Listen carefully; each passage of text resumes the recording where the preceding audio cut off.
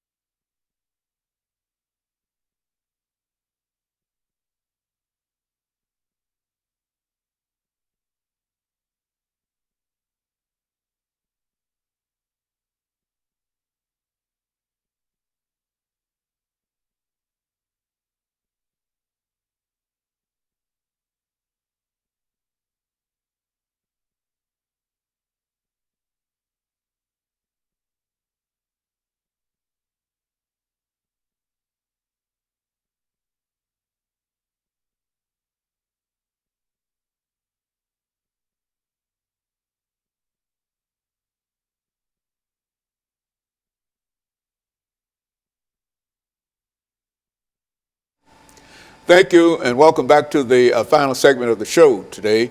We're talking to Dr. Lewis Baldwin, and the topic is police and the decline in status of race in America. And so, Dr. Baldwin, over the last 10 minutes that we have here, let's give you an opportunity to sort of summarize, in a real sense, some of the things that can be done in such a way that we can leave with our audience this morning what they can find and pick out among these options, what they can do in order to help the whole situation. Yes, I think we would agree that we are at a critical point in this nation's history. This is 2016, and we're still dealing with antagonistic and tense relations between the black community and law enforcement. What we need, first and foremost, are voices of reason and objectivity. We need voices like President Barack Obama. And President Barack Obama, of course, is walking a tightrope because he's trying to show, I think successfully, that he supports law enforcement, that he understands that without law enforcement, we live in a society characterized by anarchy and lawlessness. But he's also speaking to the issue of police misconduct and the killing of black men. So we need those kinds of voices. Unfortunately, we aren't getting many of those. On the right, the political right, we hear many who are critiquing Black Lives Matter, who are critiquing President Obama, and in many ways blaming them for the problems that we encounter in terms of the relations between law enforcement and black communities. But they are trying to come up with solutions. And I think we need to understand that we have to move in 4 directions. First of all, we have to emphasize the importance of education. And education is very, very important, as Dr. King taught us, and as a King scholar, I would recommend that, is that you change the mind, you enlighten the minds of people when it comes to education. Religion is important in terms of changing the hearts of people. Then you need legislation and court action, of course, the kind of laws that will respect the dignity and worth of all human personality, not simply policemen, but also African Americans and people of other ethnic and racial backgrounds, and finally, nonviolent direct action. Now, one of the groups that I see today that embodies all of these approaches to the problem, of course, is Black Lives Matter. They're very much concerned with nonviolent approaches to dealing with the issues of not only racial profiling, police brutality, but also inequality in the criminal justice system. And I think we got to deal with all of these issues if we're going to solve the problem. We've seen over the last couple of weeks not only the killing of Philando Castile out in St. Paul, the killing of Alton Sterling in Baton Rouge, but we've seen the killing of police officers in Dallas and Baton Rouge. And we need to understand that we aren't going to solve these problems that exist between the black community and law enforcement until we take this 4-fold approach. Education that changes the mind, a religion that changes the heart. And you recall when President Obama eulogized those 5 policemen in Dallas, he talked about the need for a new heart. Dr. King talked about that in 1968, that we need a new heart. Okay, so you not only change and enlighten the mind, you change the hearts of people. You also work through court action and legislation, laws to make sure that people's rights are respected. Not only people you don't want to set up a double standard of justice, one for police and one for citizens.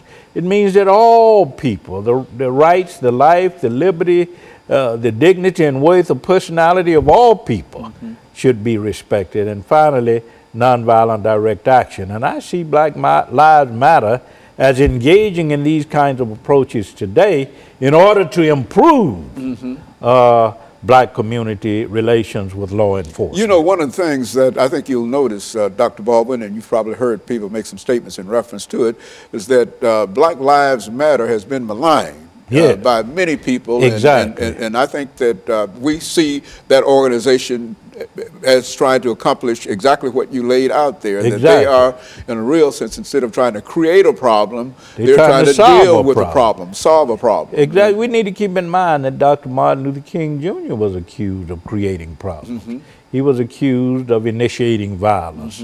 But what he was concerned about was what?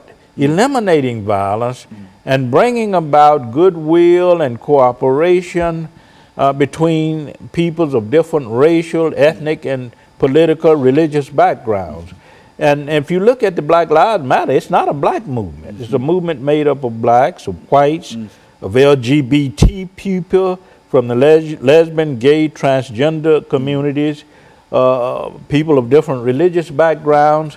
They are coming together to fight for equal rights, for justice.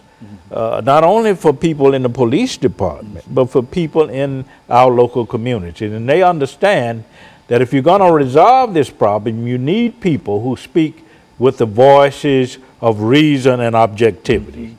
And you don't see a lot of that on the extreme right. You don't see a lot of it on the extreme left. And so, in a real sense, if we could all get behind some idea in terms of trying to bring about better relationships between the police departments and the African American community or minority communities, or the police department and other communities. That's because right. African Americans and others Black are not and the brown. only, all of us are affected by this, and if we think in terms of trying to bring about a better relationship and each person commits himself or herself to that idea, you think we might be able to accomplish something? I think we will, and I would add that the upcoming presidential election in November 2016 will have a great impact on whether or not we're able to translate certain kinds of ideals and values into a system that is beneficial to both black communities or minority communities and the police or law enforcement. Because we need a society in which the rights, the dignity, and worth of all people, persons. I course, agree with that. Are respected. That's exactly it. And I read recently where there is an effort in Tennessee to come up with a Blue Lives Matter law, which increases the penalty for the abuse and the killing of police. We need that for all Americans.